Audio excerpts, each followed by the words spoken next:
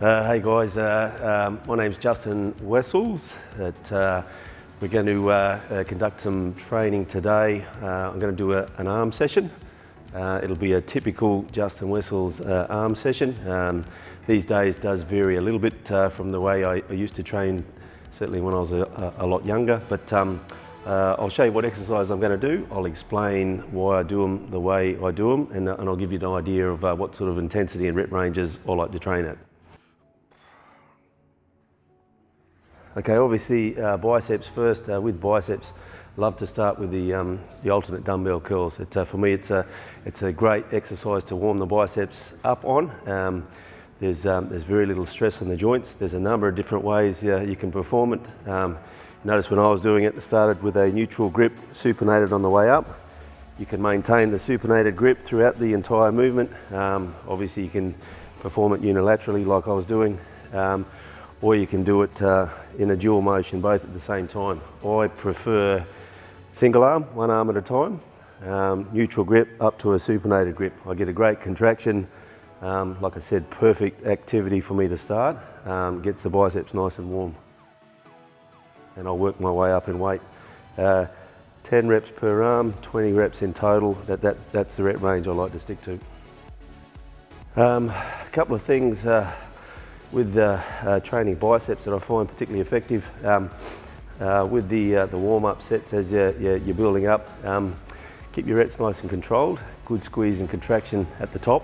The other thing I like to do to try and give the forearms a bit of work as well, I like to grip the dumbbell as tight as I can throughout the movement. I find that quite effective. With biceps, and it's one of the exercises I think you can get away with. You may have heard of the cheating principle. Whilst the weight is quite light, I like to keep it nice and controlled.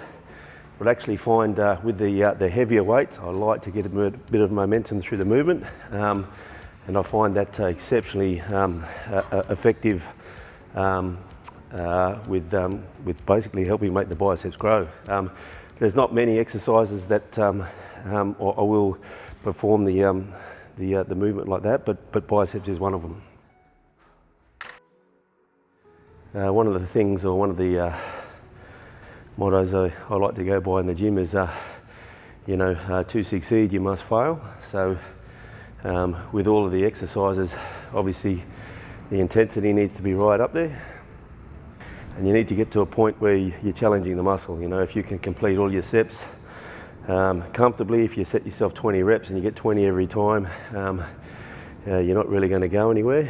You want to get to the point where you set yourself a target and you're failing just before you get there. And if you've got a training partner, fantastic, force some extra reps to continue to try and stimulate that growth that you're after.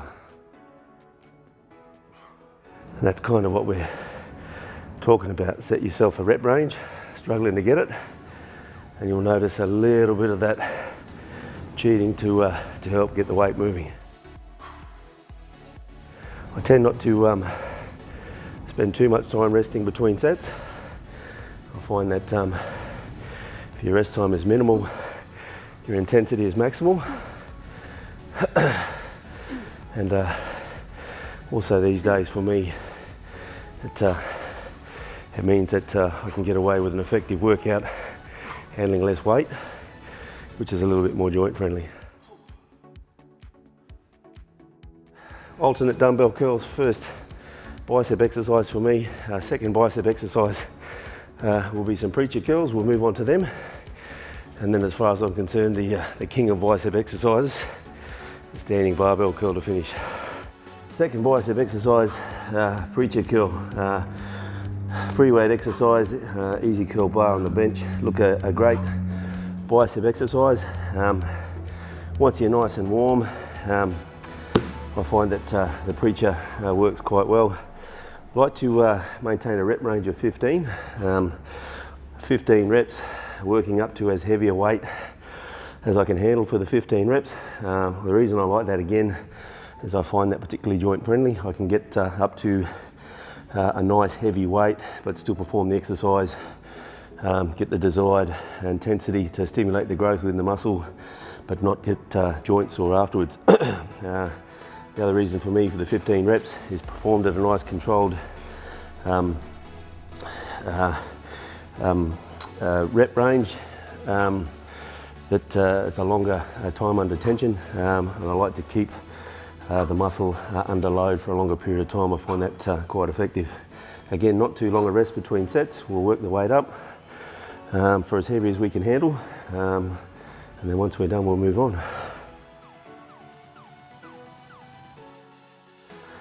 With the preacher curl,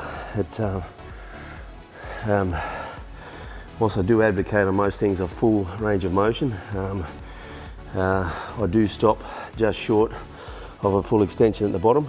I do feel that a full extension at the bottom for me is uncomfortable. It feels unsafe. Many years ago I have had a bicep tear, so I'm a little bit protective of that.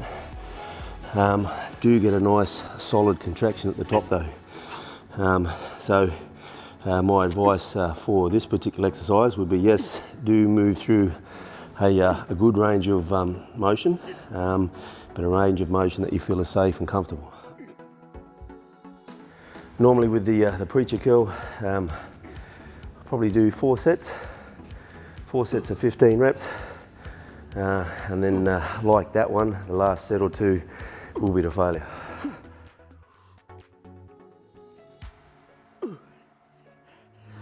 So, we aim for our 15 reps. We didn't quite get there, but that's kind of what we want to be doing when we're training. So yes, we failed, but in failing we've been successful. Okay, the king of bicep exercises, the barbell curl. Obviously we've done a couple of exercises. Both of them there was at least one set to failure. So we are starting to get a little bit fatigued, obviously nice and pumped. Good range of movement, a nice solid tempo. I do still try to aim for 15 reps, and as we get heavier I will use some cheating to help get the weight up.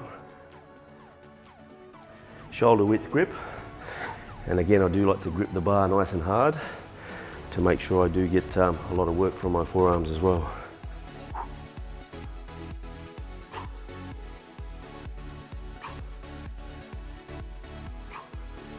And very importantly, your intra-workout supplementation. Everyone's different. Look, I do like to have some carbs, and very importantly, I like to have some BCAAs. At the moment, my favourite, Gen-Tec P2P. It's fantastic.